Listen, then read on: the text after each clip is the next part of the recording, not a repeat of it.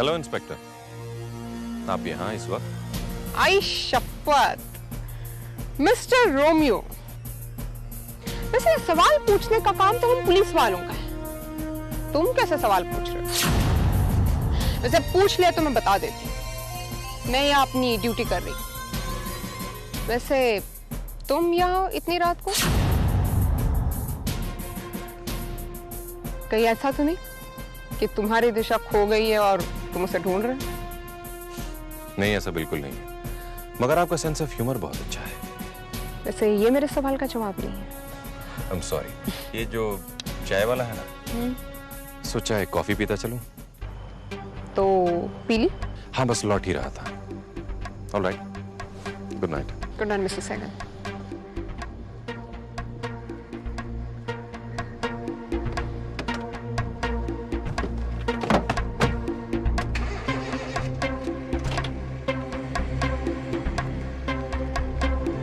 बेचारा, भाई की मौत के बाद काम का इतना बोझ हो गया है कि आधी रात तक ऑफिस में बैठा रहता है।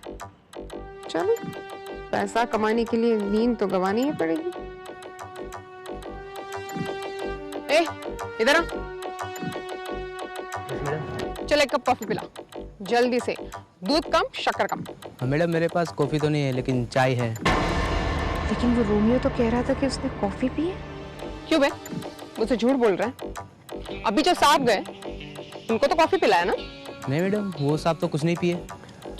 इसका मतलब ये मजनू की औलाद से कुछ छिपा रहा है। अच्छा एक बात बता, वो साहब तुमसे पूछ क्या रहे थे? वो पूछ रहे थे कि जो यहाँ पर फुटबॉल खेलते हैं उनको तुम जानते हो?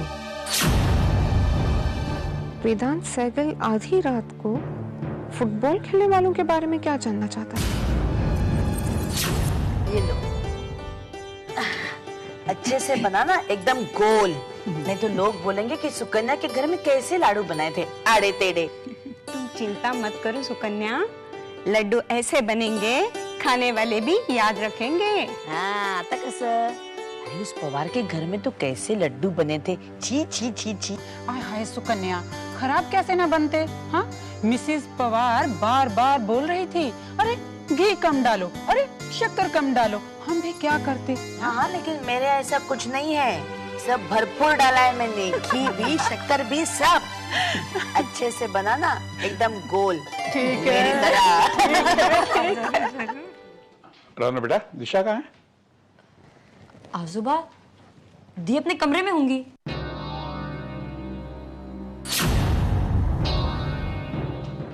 अनिल, सब कुछ जानते हुए तुम जिद क्यों कर रहे हो?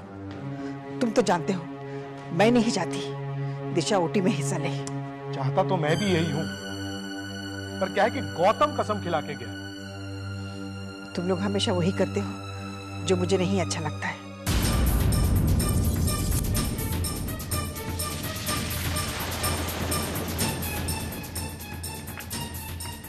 सॉरी काका, मैं चाहती थी कि सानिया की ओटी भराई में रहूं, लेकिन अभी ऑफिस से एक फोन आया था, कुछ जरूरी काम है, मुझे जाना होगा। जब गौतम आएगा तो मैं उससे माफी मांग लूंगी। ठीक है बेटा।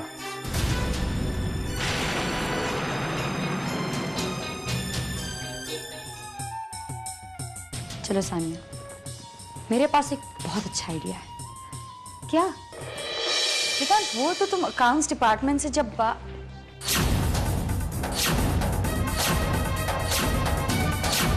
अरे इंस्पेक्टर, आप यहाँ? हाँ, आप लोगों को गिरफ्तार करने आई हैं।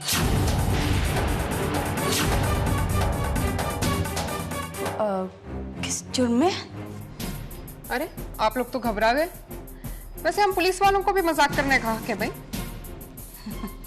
आपने तो मेरी जान ही निकाल दी थी। आप लोग क्यों डर गए? आप लोगों ने तो कोई गलत काम किया ही नहीं है। किसी खास काम से आई हैं यहाँ पे? नहीं, यहाँ से गुजर रही थी, सोचा तुम्हारे साथ एक कप कॉफी पी लूं। कल रात को वहां फुटबॉल ग्राउंड के पास तुम शायद गलती से कॉफी पीने रुक गए थे, क्योंकि उस चाय वाले के पास कॉफी तो थी नहीं, सिर्फ चाय थी। वो हाँ, चाय तो पी थी मैंने, बस ऐसी गलती से मुंह से निकल गया होगा कॉफी। ओह, गलती से। बहुत देर हो चुकी है वेदांत सर। जी मैं कुछ समझा नहीं। मेरे कहने का मतलब है कि मुझे बहुत देर हो रही है, मैं निकलती हूँ। हाँ पर वो कॉफी फिर कभी हो जाएगी। मैं आपके ऑफिस के यहाँ से गुजरती रहती हूँ और अब तो आप लोगों से जान पहचान भी हो गई है, आना जाना तो लगा रहेगा नहीं? राइट। Good bye.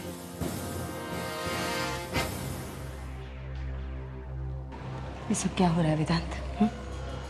कहाँ गए थे तुम? क्यों गए थे? मॉम वहीं गया था जहां मैंने डीके को देखा था। क्या फिर से तुम्हारे वहम शुरू हो गए? संभालो अपने आप को। ठीक है, मर चुका है। जिंदा है वो, मरा नहीं है। मैंने अपनी आंखों से देखा है उसे फुटबॉल खेलते हुए। फुटबॉल? जो इंसान बिना बैसाखी के सहारे ठीक से चल तक नहीं सकता वो फुटबॉल खेलेगा? You've gone mad, वेदांत। साइकियाट्रिस्ट के पास जाओ, get yourself some help. I don't need help, mom. आप मेरी बात का यकीन क्यों नहीं करती? जिंदा है डीके सहगल। जब तक हम अपनी आंखों से नहीं देखेंगे हमें यकीन नहीं होगा।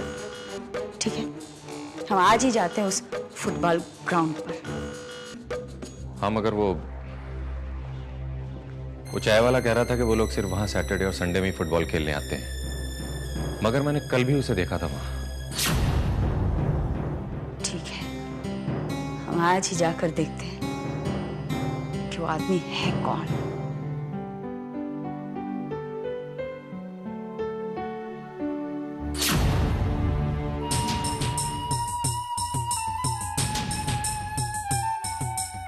क्या?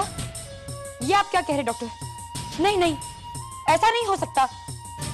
जरूर कोई मिसअंडरस्टैंडिंग हुई है। सानिया भाभी 3 महीने से प्रेग्नेंट है, 5 महीने से नहीं।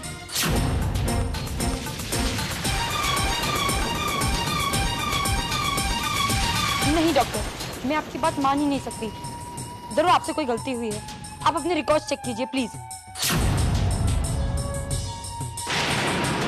क्या आपने रिकॉर्ड्स चेक कर ली? रिकॉर्ड्स भी यही कह रहे हैं। खैर छोड़िए, आप तो सेरेमनी में आ रही है ना? कोई बात नहीं, पर अगली बार जरूर आइएगा। Thank you doctor, bye.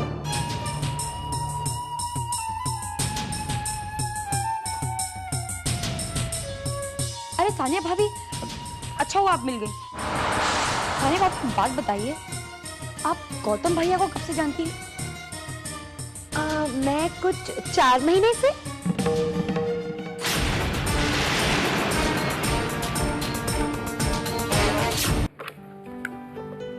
Hello, Gautam बोल रहा हूँ। क्या चल रहा है? घर में तो बड़ा अच्छा माहौल होगा, सब लोग ओटी की तैयारी में लगे होंगे। हाँ गौतम, लेकिन तुम कहाँ हो? अरे अचानक से एक जरूरी काम आ गया था, जाना पड़ा। खैर काम हो गया है और मैं तुरंत वापस आ रहा हूँ। तुम सबको बता देना मैं आ रहा हूँ। लेकिन गौतम एक बात बताओ, तुम सानिया को कब से जानते हो? क्यों, क्या हुआ अचानक से ऐसा सवाल? नहीं बस ऐसे ही बताओ ना, कब से जानते हो तुम सानिया को? यही कुछ 4 महीने से। ठीक है दिशा, मैं आता हूँ, फिर बात करते हैं, बाय। सानिया 5 महीने से प्रेग्नेंट है और गौतम उसे सिर्फ 4 महीने से जानता है। तो फिर ये बच्चा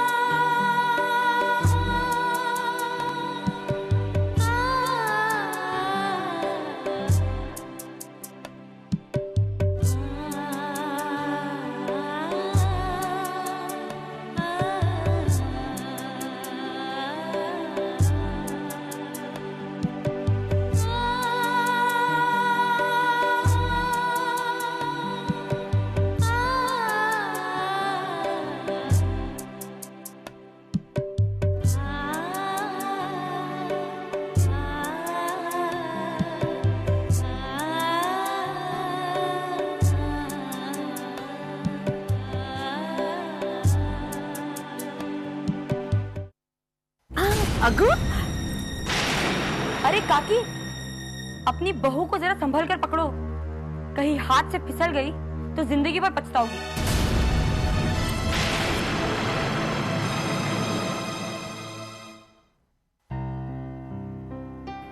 आई मुझे आपसे कुछ बात करनी है। दिशा, मुझे तुमसे बात नहीं करनी है। आई प्लीज, ये गौतम की जिंदगी का सवाल है, काकी की खुशियों का सवाल है। Please I, please.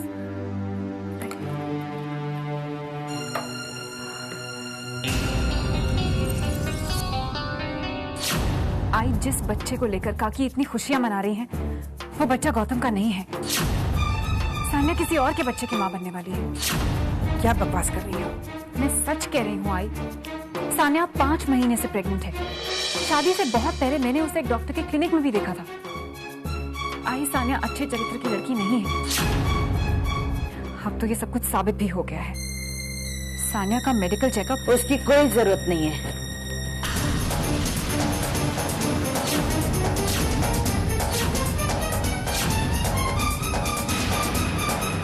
मेरे चरित्र पर उंगली उठाने से पहले जरा अपने आप को आईने में देख लो दिशा। तुम्हारा चरित्र कैसा है ये तो मुझे बताने की जरूरत नहीं है, सभी जानते हैं यहाँ पर।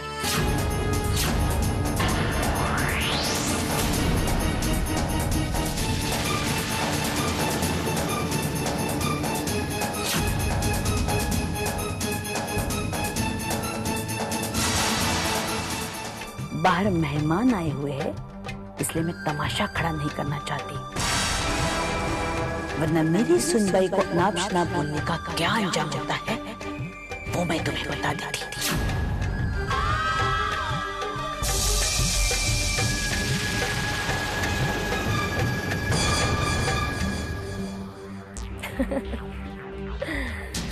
वक्त बदलता है दिशा, याद है तुम्हें?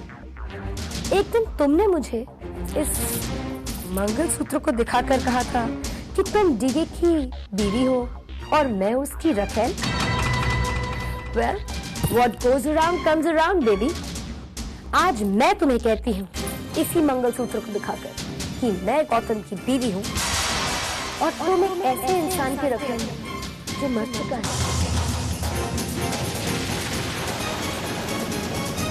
और तुम एक ऐसे इंसान की रखेल जो मर चुका है। उस दिशा को मेरे कैरेक्टर पर उंगली उठाने से पहले जरा अपने गिरबान में झांक कर देख लेना चाहिए। पहले इंदर, फिर डीके, फिर वेदांत। उसने मुझे बच्चन कहा, मुझे। उसकी हिम्मत इतनी बढ़ गई है।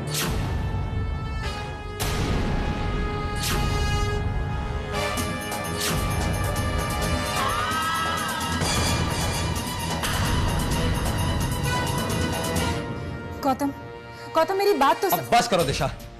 तुम सान्या के बारे में उल्टी सीधी बातें करके इस खुशी के माहौल को क्यों खराब करना चाहती हो? पर वैसे भी दिशा, तुम्हारी पहचान ही क्या है? तुम्हें तो हम डीके की विधवा भी नहीं कह सकते। और मैं पूछती हूँ दिशा कि डीके के साथ तुम्हारी शादी कब हुई? कॉन्ट्रैक्ट मैरिज में कोई शादी होती है? और दिशा ना ही शादीशुदा है और ना ही विधवा। वो तो डीके की रखेल है, रखेल।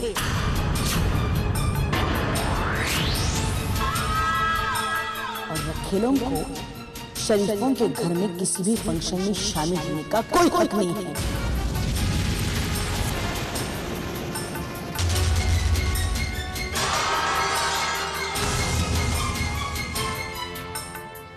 आप फंक्शन की तरफ ध्यान दीजिए प्लीज।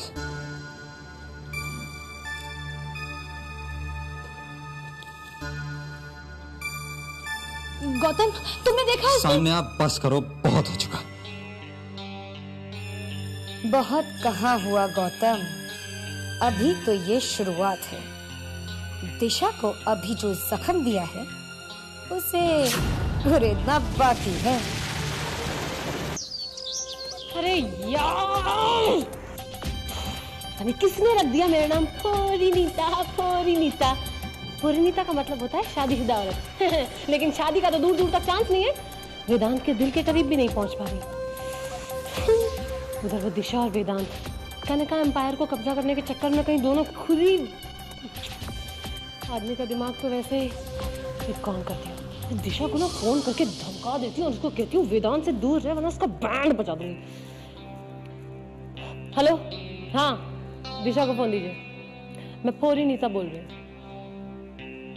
क्यों नहीं ऑफिस में?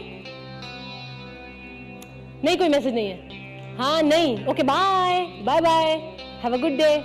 Stupid. Welcome back. Khana Khazana में एक बार फिर मैं संजीव कपूर आप सबका बहुत बहुत स्वागत करता हूं। Way to a man's heart is through his stomach. ये सही आइडिया है, बाय गॉड यही करना चाहिए। हाँ, अगर वेदांत का दिल जीतना है ना तो way to a man's heart is through stomach. Parineeta, आज तो दिशा भी ऑफिस में नहीं है, यही मौका है।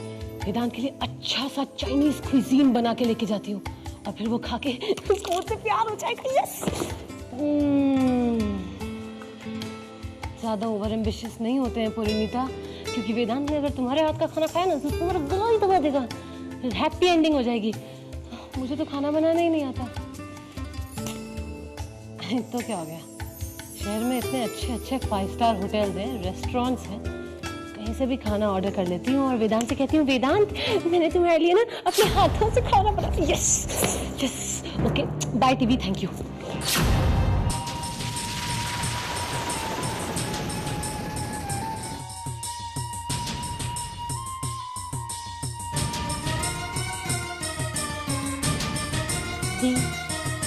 दुखी मत हो प्लीज, मैं हूं ना तुम्हारे साथ। मेरे साथ ही ऐसा क्यों होता है रानू? मैंने तो गौतम की भलाई के लिए कहा था ना, तुम्ही से डॉक्टर ने कहा था ना कि सान्या 5 महीने से। अभी तक तुम बकवास कर रहे हो दिशा। मम्मी जी, अगर दिशा यहाँ पर रहेगी तो मैं किसी सेरेमनी में हिस्सा लेने वाली नहीं हूँ। आखिर हमारे शुभ काम में तुमने बाधा डाल ही दी ना। ताई, इससे कहो कि ये यहाँ से चली जाए और तब तक ना आए जब तक ये फंक्शन खत्म ना हो। काकी, ये कैसी बातें कर रही हैं आप? ये मेरे बहू को बच्चलन कह रही है, मेरे बेटे के औलाद को नाजायज कह रही है, और तुम कह रही हो छोटी सी बात है। काकी, आप गलत समझ रही हैं। नहीं, बिल्कुल नहीं। मम्मी जी बिल्कुल ठीक कह रही है। मैं अपने ऊपर इल्जाम लगाने वाली को अपने फंक्शन में नहीं आने दूंगी।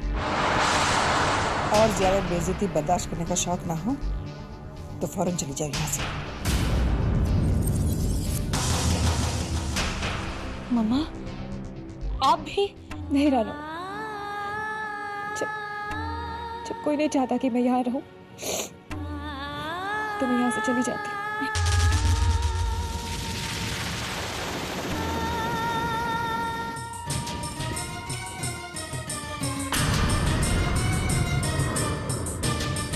अभी तो ये शुरुआत है दिशा, देखना कितने खून के आंसू बहाओगी तुम।